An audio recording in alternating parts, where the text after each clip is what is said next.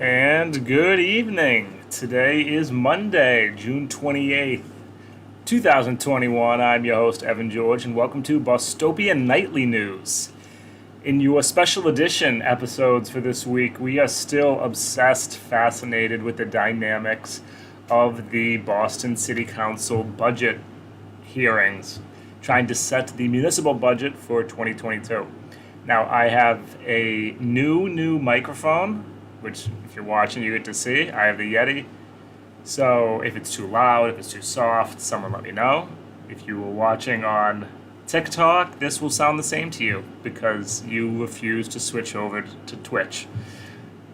But thank you for joining. Again, this has been, I can't call it an obsession, but most certainly I think people started to become aware of me covering local issues with last year's budget fight, where we had the massive showdown resulting in 5 of the more conservative members voting for Marty Walsh's police-friendly budget, 5 of the more, we'll call them liberal to progressive, people who had aspirations for higher office voting against it, with the 3, I'll call them liberal to moderate members in the center. During that budget hearing, those 3 members all joined the conservatives passing the budget. And this has now resurfaced. This is the 3rd hearing that they have had in at least the last 5 or 6 days or so to air out some of these issues, which will all culminate in the Boston City Council hearing this Wednesday. Passing the budget is basically all the city councilors get to do. They have power to host hearings, they get to use the platform of the office, they sometimes have to confirm an appointed position, but ultimately our Boston City Council, the only power they have is to vote yes or no on the budget. And their continual refusal to use that power to their advantage has resulted in a very austere and oppressive city budget year after year. And last year, it was the first time we saw anyone even take a crack at it. It fell short for a number of reasons, and here we are again a year later. So what I decided we should do for tonight is to, rather than look at the Friday hearing and then the Monday hearing, or the Friday hearing tonight and the Monday hearing tomorrow, we should look at the councilors. So we're going to take each counselor. I'm going to play you part of what they did on Friday, part of what they said today, discussing the political dynamics, because this is all, of course, wrapped up in the Boston mayoral race. And right now, Michelle Wu, Andrea Campbell, Anissa Savi-George are all deciding how to use this moment best politically to increase their chances of becoming mayor. And so we're going to start with those 3. And then as the night progresses, we'll see who we have time for. There are some people I can just end the suspense with, and I can tell you who the yes votes are. My guess. Ed Flynn, yes. Michael Flaherty, yes. Liz Brereton, yes. Matt O'Malley, yes. Ricardo Arroyo, yes. Frank Baker, yes. So that's 6. There's 6 more that you could somewhat consider to be undecided. It's a 13-member body. Kim Janey is obviously that 13th seat. She's not voting on this.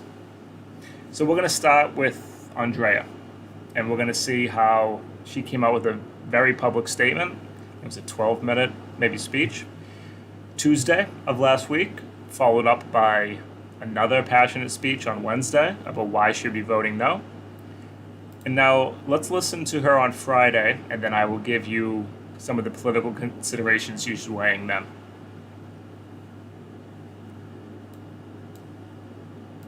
As I have to now remember to, there we go.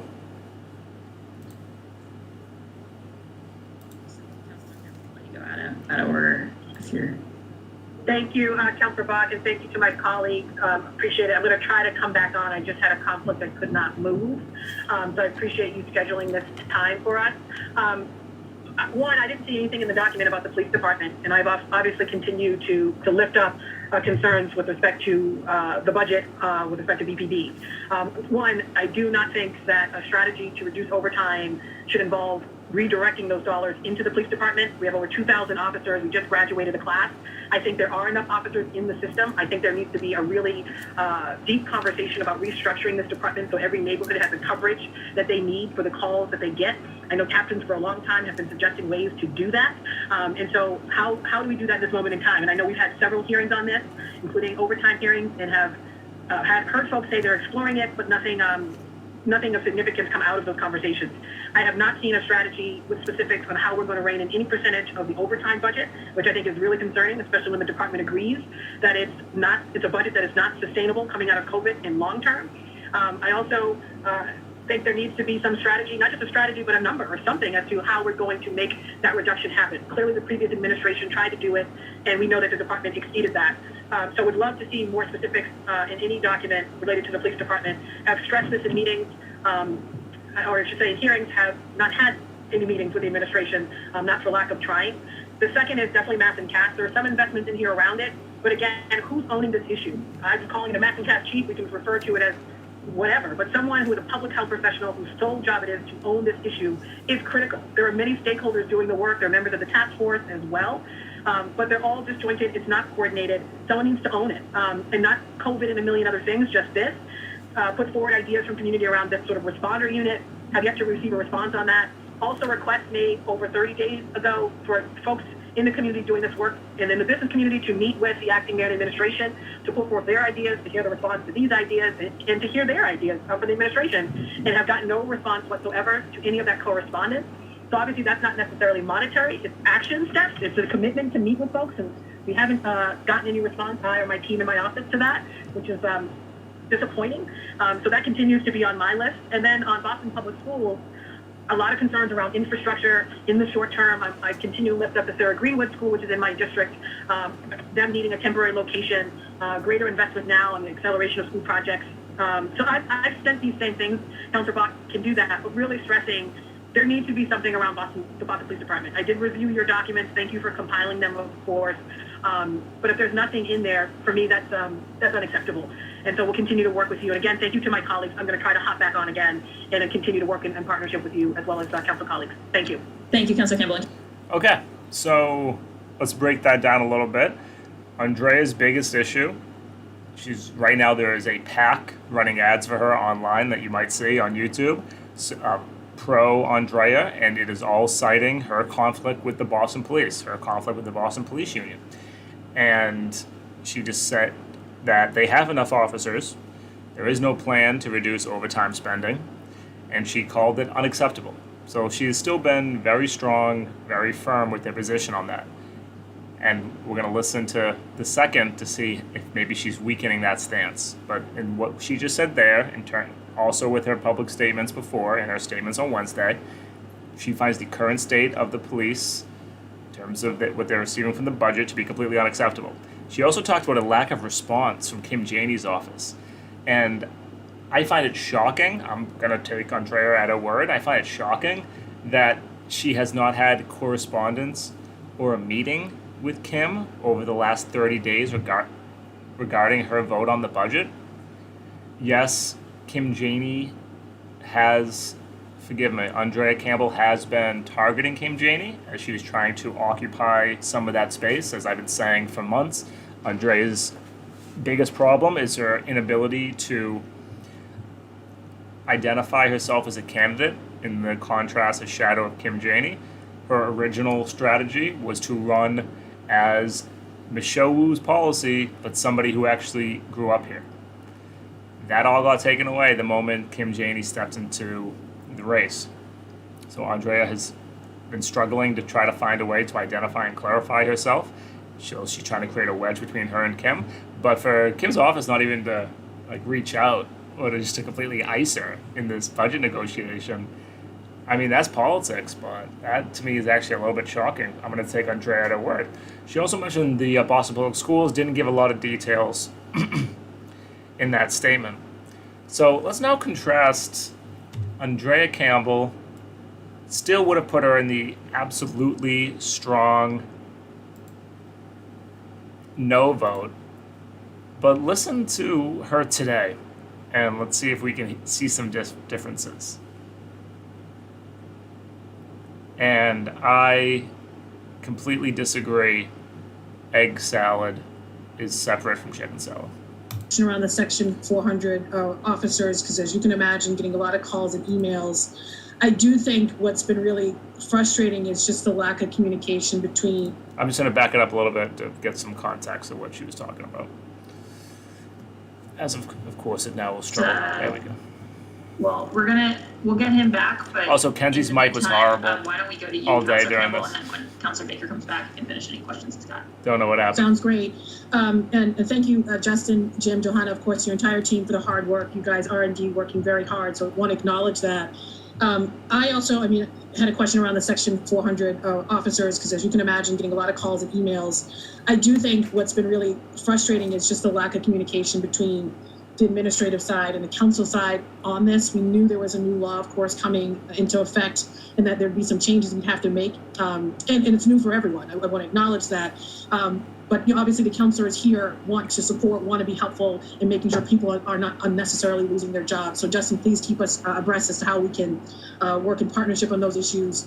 I also want to lift up what Councilor Mejia said when it comes to youth jobs. I won't belabor the points. I know there are folks waiting for public testimony. I also know that there are other council colleagues who want to speak, but I wanted to express my concerns, or just lift up her advocacy, because I'm in total agreement with her, along with Councilor Flynn on the pedestrian safety piece. As district councilors, we get them all day. I have been advocating for the last 6 years for not only areas in my own immediate neighborhood, but other parts of the district where folks have been pushing for slow streets, and the implementation of speed humps and other structural changes, and have yet to get them, even though they've experienced accidents and people, of course, dying as a result of being killed, frankly, as a result of an accident or a crash. And so definitely want to lift that up and echo my sentiments of Councilor Flynn. Greater investment needed, but really a timeline for folks on these things. One neighborhood was asked, of course, to apply for slow streets again, which is really frustrating because they were asked before to apply and they didn't get slow streets, and now they're just starting all over again, even though they have immediate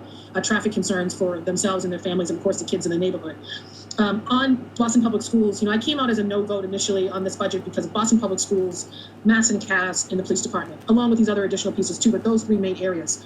And Boston Public Schools, Madison Park continues to come up. There's a push and has been for years for Madison Park to be in Bill BPS, for there to be a real strategy around improving Madison Park so it can deliver the vote tech experience that we want every family to have, but also bigger than that, right? For it to be the hub of a larger vote tech program and initiative coming out of Boston Public Schools. And we've been talking about this for a really long time, but folks are continuing to advocate for more there, including Madison Park being in Bill BPS. So want to continue to push for that. The Sarah Greenwood School in my district is at the top of the list as well. It's a school that is just experiencing incredible infrastructure challenges. I know the department has been in touch with parents, but parents are beside themselves. They want a swing space. They want a timeline with respect to permanent, a new construction, a new building to replace that school. So I think I appreciated you talking about how we use federal dollars to accelerate these projects. Because frankly, something I was stressing when Marty was still here. Interest rates were low. This was an opportunity to accelerate capital projects. I think at this point, families want a plan. What is the timeline to accelerate these projects? What is the timeline to make sure every school has an HVAC and AC system, particularly look at the weather this week and how it was, of course, when folks were still in school. What is the timeline? What is the how will they be engaged in that? Of course, how will we be held accountable to that timeline? They want that to be public and transparent. Transportation within Boston Public Schools, I think everyone on this Zoom has expressed real concerns about the lack of sustainability with the BPS transportation budget and so much more. Declining enrollment, Councilor O'Malley mentioned it. That is a major concern for this district, and I think we need a more comprehensive response. I know there's some resources we're pouring in to sort of close the gaps, but just lifting up, I don't have time to ask all my questions, so just frankly turning them into comments. On Mass and Cass, I told Councilor Bach in the previous... Just to pause right there, because she said something that I originally missed. She made the statement that she originally came on as a no vote, which again is a massive contrast to her very strongly championing that she was a no vote. However, I think what I missed when I watched this live is that she might now just be referring to the BPS budget, because how this works is they don't just do one big vote on the budget. The budget is separated into three parts and they vote yes or no in each part. And BPS receives its own vote. So it's possible that what she is referring to is she originally was going to vote no on the BPS portion, she doesn't follow up with "but X changed," but she did make the statement originally came on as a no vote. You need to make that point known. Council working session that we had, it wasn't merely about investments and monetary investments in this budget to respond to that public health and public safety crisis that we're seeing. It really was about implementing new ideas, whether it's the chief who's just coordinating and dealing with this issue. I call it the Mass and Task Chief, a responder unit, an actual meeting with folks who've been doing the work. I have heard from businesses, stakeholders, residents, you name it, all working really hard. Of course, the employees too. Everyone's working hard. They're overwhelmed. Requesting a meeting with the acting mayor on this very issue, on how we work in partnership. They also want to hear what the administration's ideas are to respond in real time, have that conversation. I've been in touch with task force members who are also very frustrated with how the crisis continues to get worse. And so just wanted to lift that up and to re-up my correspondence with the administration on a meeting of some sort happening between the administration and acting mayor and these folks who are doing the work on Mass and Task. And then my last piece is the police department. And Councilor Bach, I know, and I apologize if there's a fan. I have a fan going on, so there might be occasionally I hear it going. I also have an AC going, so but I good know luck, we everyone. talked quite a bit on the police department, push for the supplemental conversation to include the police department. I do think there is a maybe different way of looking at how to rein in this budget. And I think we all agree it's just not sustainable going forward. I do think there's enough officers in the system. We have a new class coming online, which is wonderful, that just got graduated. I think there needs to be a greater push at shifting a culture in a department on structural changes that are uncomfortable, I think, for a whole host of folks. And that's hard work. I get that. Officers are working really hard. This is about systemic reform to create greater transparency and accountability and to rein in a budget that is just not sustainable going forward. And I've looked at the same concerns with budgets of other departments that are not sustainable. And so I think, I'll continue to work with Councilor Bach on some of the ideas, including ideas that are coming from the community that they want to see in terms of changes to this police department.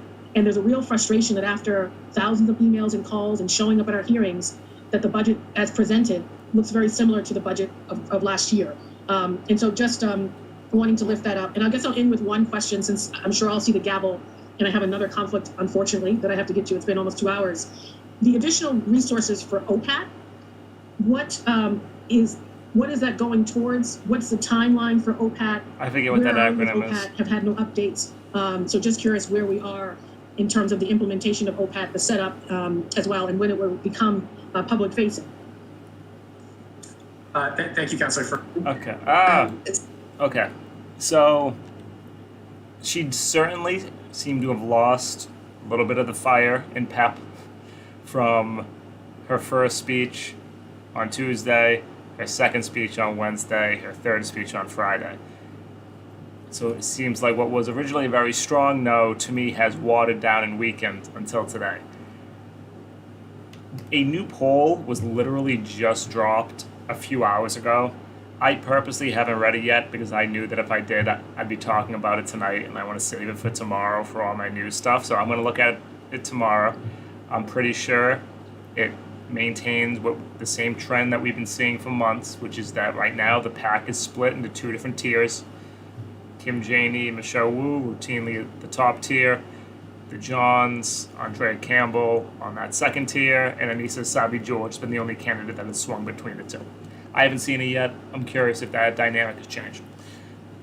So perhaps Andrea and her team have seen the poll, realize that a no vote won't actually help. I have a very hard time seeing her not voting no. I know that's a double negative, so it's tricky because of her big statement that she gave to the press on Tuesday. I think that would look a little bit foolish if you were a strong vocal no, demanded that we rise to the moment, and then nothing changed and you vote yes. So I still have her in the no camp, but it certainly seems like a little bit of the fire and that sense of urgency is gone, and I don't know what to account for that. But that is Andrea. Let's go to another city councilor. Let's go to Michelle, because what has been fascinating during this is that Michelle has barely spoken. Because again, they had the meeting on Wednesday, on Friday, and then today.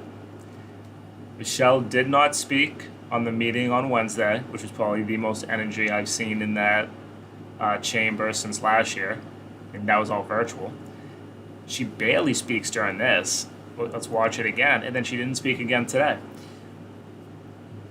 let's hear what she had to say. Madam Chair, sorry, I think I, like many others, am wanting to be here to make it work, but as you can see, I'm en route between various items. So I just want to thank you, Madam Chair. I know this is an extraordinary feat this year, given that we are in extraordinary circumstances just in general in the world, and then also with our political situation here in Boston. And so given that this is a year... That's not my internet. Now at this point, a little 4.5 months more, I just, to emphasize it from my perspective, this feels different than last year. I think in some ways the type of council leadership and coordination and the really leaning in on how we can proactively shape this budget is exactly what I've been hoping to see and pushing to encourage over the last several years. I wish a little bit more that we were pushing on the budget itself, in addition to just thinking about adding the American Rescue Plans on top, because this is not sort of a structural solution to how the council in general can continue doing, pushing for integrating our changes and our voices into the budget process. I thought the list that you circulated ahead of time represented a pretty good cross-section of what the feedback seems to have been from the council throughout the many working sessions and hearings that you have chaired. Item that I will toss in there is around childcare infrastructure, and this could fit through the BPS early education side of things, or it could be more tied to the operations of how the City of Boston has been building out the Childcare Entrepreneurship Fund and ways to really encourage those who are hoping to start new businesses or maintain them to keep those seats in Boston, because we are seeing a shutdown of more and more seats across our neighborhoods.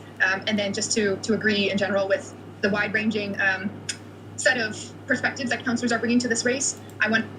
Just to pause it there, because notice the contrast between what Andrea was saying and Michelle. Andrea routinely talked about how she's being shut out by Kim. There are no communication between the mayor and the city council. This is just like it was under Marty. Michelle's comment saying, oh, this is drastically different. There's so much communication. This is how it should be. And again, it's fascinating given the dynamic of the race when Kim Janey and Michelle Wu are routinely polling in the top 1 or 2 against each other, that Kim seems like she wants to knock off Andrea, solidify that lane, and then might be preparing for a heads-up match against her and Michelle. And for whatever reason, right now Michelle, politically, and her team are deciding not to go after Kim Janey. And as we just saw, Michelle praising her for the open communication. That's fascinating. And to note that, again, this is a moment where multiple candidates, and not just several of us from the council, are going across the city to set forward our visions of what the next administration should deliver. That is very much tied to the budget, but hashing it out through the budget is a very complicated prospect. And so we should be setting the foundation for the next administration, again, in just over... Setting the foundation for the next administration. Not focused on this budget vote, not focused on what's happening right here, focusing on the next 4 months to be able to make those big changes in alignment with the vision and mandate they will have earned in the November election. And so I'm worrying less about trying to accomplish each one of my priority areas through this budget than ensuring that we have financial stability throughout this transition and coming to some consensus about changes, major changes that we could make to improve where we stand now. So thank you for your leadership. I will just add that one little contribution and look forward to continue staying engaged in these sessions over the next couple of days. Thank you. Yeah, she's sounding very much like Lydia did during last vote. Again, this is the most she's spoken on the budget publicly, at least that I am aware of. So I have to imagine she is going to be a yes vote. My guess again is that she is also preparing for a statistically likely Kim versus Michelle general matchup, and she doesn't want a no vote on that debate, because then she will be labeled by Kim Janey and others in the Boston Herald as Michelle Wu is the crazy defund the police candidate who wanted to shut down the government for her radical ideas. And so rather than fall into what would be a constant onslaught of that narrative, I think Michelle and her team, again, are positioning Michelle to just vote yes on this, don't give Kim Janey that talking point, and see what happens in the prelims. Certainly disappointing for someone like myself who actually wants the city councilors to use the power they have to do something. The idea of, oh, but once I'm in power, it's all going to be worth it. Because when I'm in power, I'm going to be able to do all these things. That's why we can wait this year and next year and the next year until I have the power. And I hate to tell you, but that's not how any of this works. It makes people feel good. It makes people feel very important and influential. But the idea that I just need to get in the office and then I'll make all the changes we want, I'm sorry, but that's not at all how it works. So that's all we have for Michelle. Let's do Anissa now, because I think Anissa may be, do I have the dates wrong? Yeah. Anissa might be the most fascinating, because Anissa is, right with Michael Flaherty, maybe a little bit to the left of Frank Baker, but not too much. One of the most conservative members of the city council, would never think about cutting the police budget, very much wants to triple the police. They'd have cages around some neighborhoods if she could. And she now is leaning towards maybe voting against the budget. And the only reason she has for that, no, this is all messed up. The only reason that she has for that is because she thinks it'll damage Kim Janey as a political move. Because if Kim Janey fails to pass a budget, that would look poorly on her, right? And she might get the blame. And so for Anissa, it might be worth the calculation of voting no, hoping the budget fails, and then again having the media cycle focus on Kim Janey's poor leadership who can't pass a city budget. That's all she is thinking of. There's nothing concrete. There's nothing, no policy thing that she's willing to hold up and gum up the works to actually fight for. Let's hear what she has to say on Friday. After Wednesday's meeting and looking forward to the few sessions that are coming up ahead. There's I think this is my sixth budget. I guess I should go back and count exactly. But I suppose my fifth budget. But just grateful to have participated again through this process, and grateful for your leadership. I am quite aware that we have never had a perfect budget, that it continues to be a work in progress. In each budget cycle that we've gone through over, since my first, always looking for the best that we can do at this moment in time, and making sure that we are responding to the needs of our residents across the city, and that we're able to do the work that we need to do as a city to provide high quality services across the board.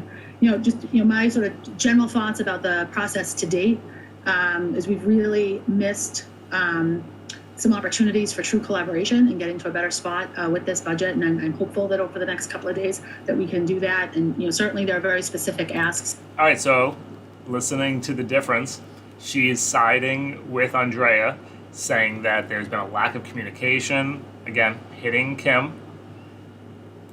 That I have around making sure that all of our schools have a full-time social worker or mental health provider in all of our schools. There are 26 schools for September, and as it is outlined or funded in this current budget that's before us, that will have part-time providers. We need to right-size that, full-size that. That's 13 additional social workers or providers to add to this budget.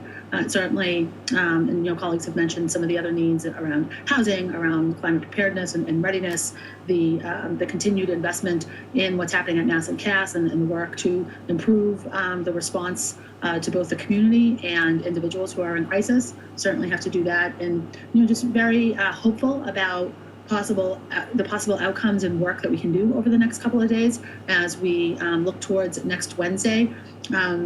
Certainly there is some difficulty around the schools piece and some of the missing pieces related to the school committee meeting, which won't happen until after our council meeting Wednesday at noon. So looking forward to some additional commitments around. And also that's a fascinating element to this. So as I mentioned before, they don't just vote on the whole budget in one shoot. It's divided into three different parts. The Boston Public Schools budget is a completely separate part.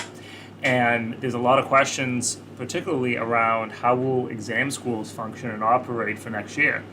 And these school committees, because everyone waits to the last effing minute to do anything here, the school committee has their meeting scheduled after the Boston City Council, which means the Boston City Council will not have the information that some of the councilors want on whether or not to vote yes or no until later.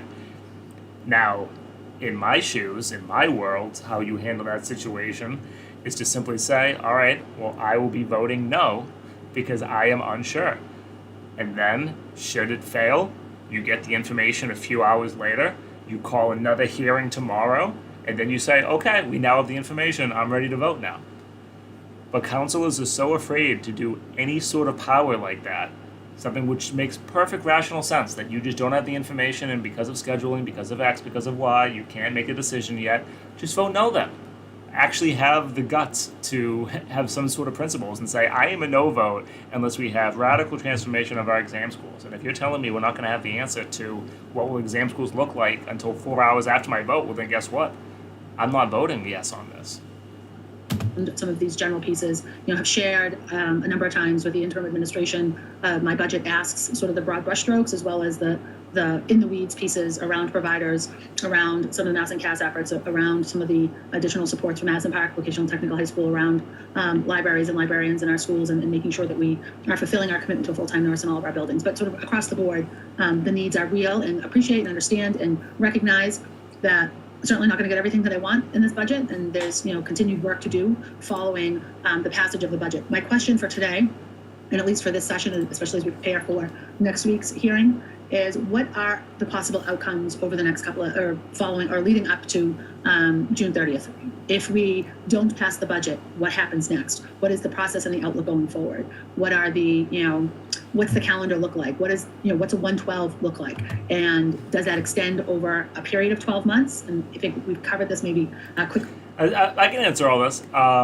They call it a 112 budget. I don't know why. I'm sure there's a rational explanation for it. It does not mean that you operate on 1/12 of the budget, even though that's what it sounds like. All it means is that everything stays stagnant. There are no changes. So whatever budget you passed last year, the city payroll, all of that, that stays the same. So the things that do not get added are the additions to this budget. And this is what always scares people, is because every year they do throw a couple $1 million into some good, needed programs.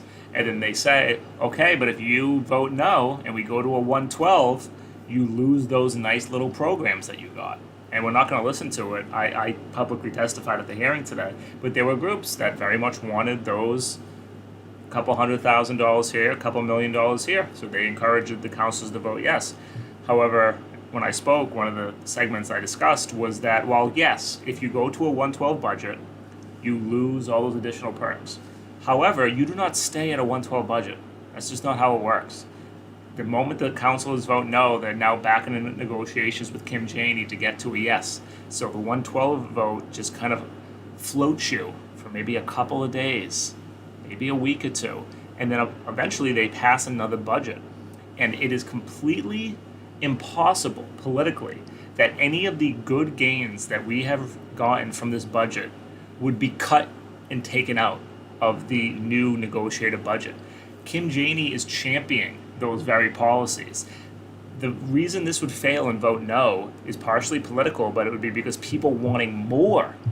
And so if that is the direction of the budget, in terms of councilors wanting more, then the negotiated standpoint will have more in it. Maybe you'll get double the amount for the program that you originally wanted. Maybe additional programs will be added, but it will not be cut. The idea that Kim Janey in an election year is going to do a retaliatory cut to some of those vulnerable populations to get just dragged through the mud through months of a media cycle, it just would not politically happen.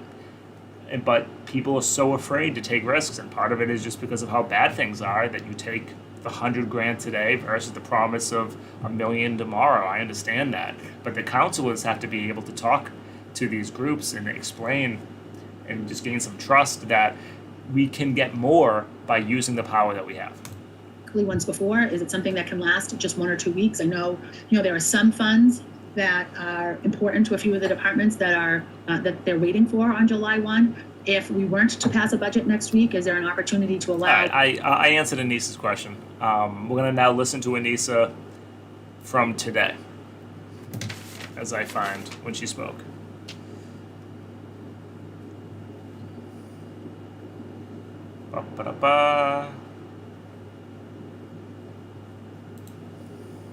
Councilor Asabi George. Bam.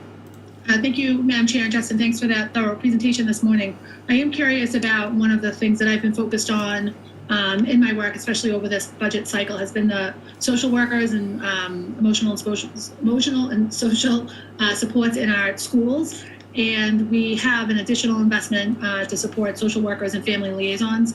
I'm really I really want to impress upon the administration how important it is to have a full-time social worker or a mental health provider, licensed individual practitioner in every one of our schools. Can you talk about where we are with making sure we have a 1.0 FTE social worker or mental health provider? It doesn't, I think that we've been focused on social workers, but a clinical provider is important to me and full-time in each building. Yeah, no, it's a great question. And I find this guy's all right. Obviously, given the nature of his role, I would find him a little annoying. And of course, 100% agree with Anissa and all Boston public school teachers that say you need to have a mental health worker in every single school.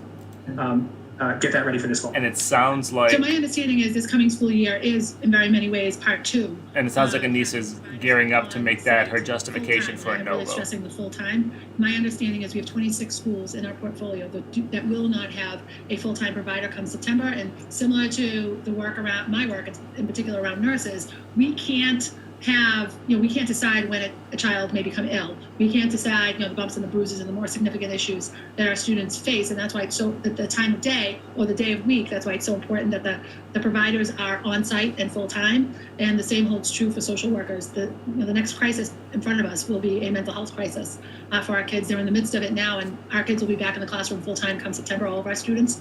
So just being able to respond to their needs when they have that need is really important to me. And if it's 26 schools, it means we're short 13 providers. And so for me, it's, instead of this like sort of big, fluffy, broad ask, it's a very specific ask. And it's making sure that we have a full-time provider in all of our buildings come September.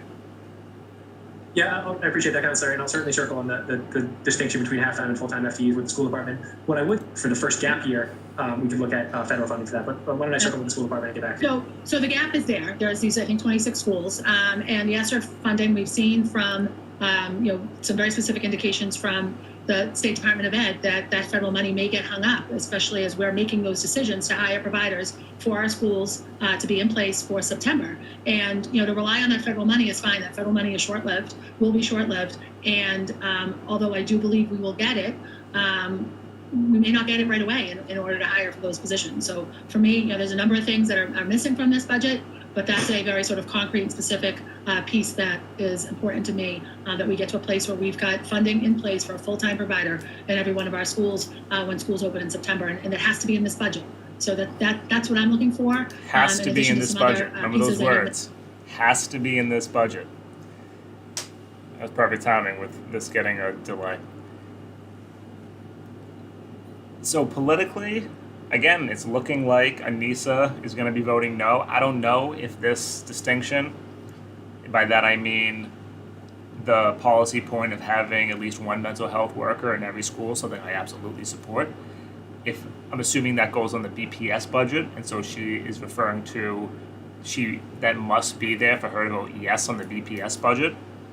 It's funny because that's the one that looks like it's even in more jeopardy because a lot of the councilors hit that. Of course, BPS is always a punching bag for the Boston City Councilors. Matt O'Malley, I think, said BPS is scary or made some odd comment like that and instantly took it back.